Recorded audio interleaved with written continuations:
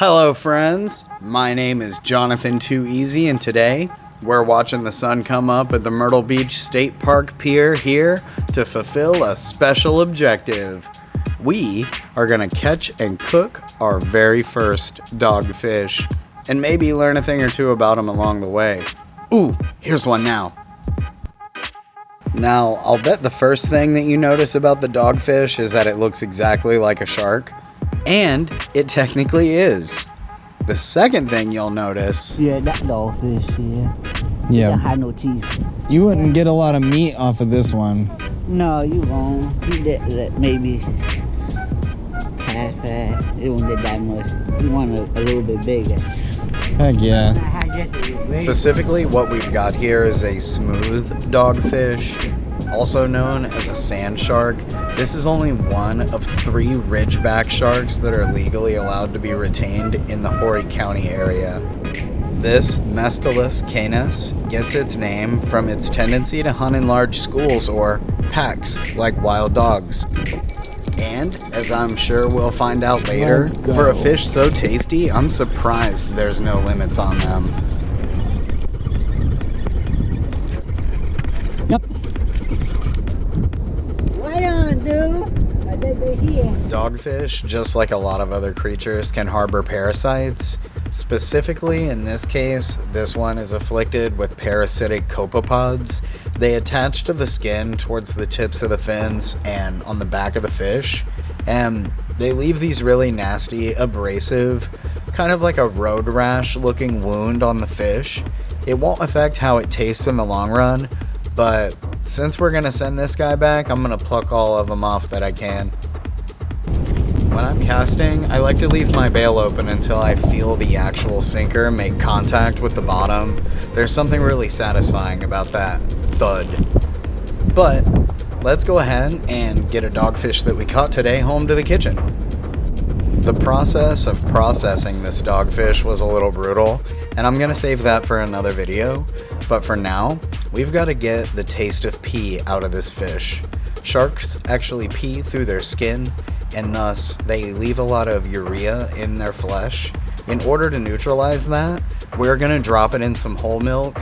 Online it says you should wait around 4 hours. I've talked to a couple people who say like 15 minutes is all you need, but we're gonna leave this in milk for 24 hours to completely neutralize all the yucky. And while we wait, let's catch a story time on the pier. I spent 38 years on my hands and knees. So now I play golf 2 days a week. I go fishing out in my boat in Myrtle's Inlet. Hell yeah. I come up here, I met all you nice people, and I do fish out here occasionally when the fish are biting. I don't waste my time.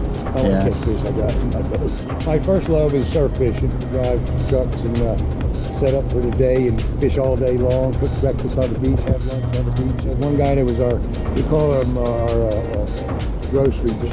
He go to the store and buy the groceries. He didn't like to fish, this guy. He lives on a farm in North Carolina. He didn't have cable TV, so he was infatuated with the cable TV at the rental house. He just sat there all day long watching TV. You know.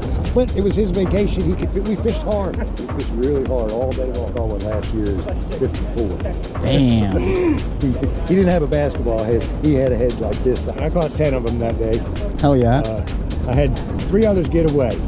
2 of them broke the 7/0 circle hook. Broke it. And I don't use cheap hooks. I use like the owners and then one, a 40-incher, I got him right to the boat. He got to the boat, just about to get the net on him, and this 10-foot shark came up and went, oh. I learned a lesson though that day. Get him in the boat fast? No, I don't clean my hands off in the water anymore because I need both of these in order to play golf. Sorry I didn't let you know Friday, but It's hot. What you got? I got you something. What is? Oh, thank you. It's a torch. Oh, thank you very, very much. You flip his head open, then you get a nice butane flame. Thank you. Lateral line on a king is straight. On a Spanish it dips down. Both of them could be 4 foot long. And be swimming together. Yes. Which is not. Hell yeah. Suppose I don't want to break the rules. The rules are set by biologists. I didn't make them up. Well, and I'll give you a specific example why I'm a firm believer in the laws, the rules, regulations. Spot bass, red drum. Years ago, would catch the daylights out of it. Then all of a sudden, and they didn't have a slot limit on it. They had to be, I think, 14 inches. That's it. Wow. So everybody was keeping these 30-inch runs, you know, and more meat for your money. You know what I mean? Right. Well, the population started dwindling, and you couldn't hardly catch any. And then the slot limit came into effect. And every year since then, they have made an unbelievable comeback. Hell yeah. So that's proof in the pudding right there. So therefore, I don't question. I love sharing experience. Nah, the other piece There's is just way something smaller. so critical to the human nature that comes from actively participating in the exchange of knowledge. I really appreciate it when people take the time to share with me, just as I like to try to share with them.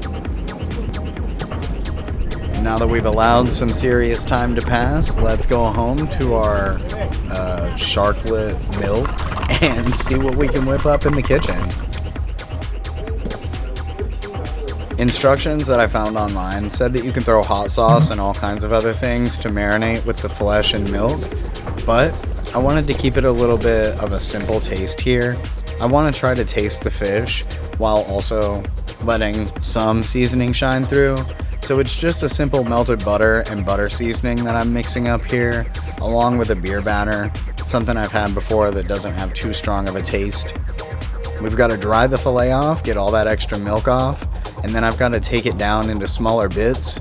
I'm also going through and carefully removing any pieces of the spine or anything that's like way too tough to chew. I'm not the greatest fillet knife expert, so don't judge me.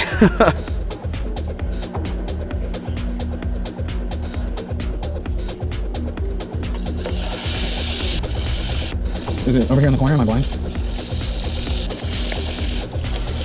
Wonder how it tastes like. You had a good day at school? Yeah. Right on. Had for lunch.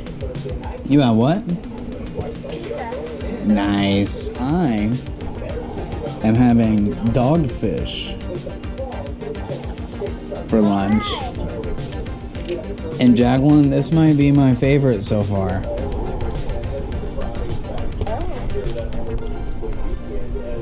This is good. I deep fried it and... Huh?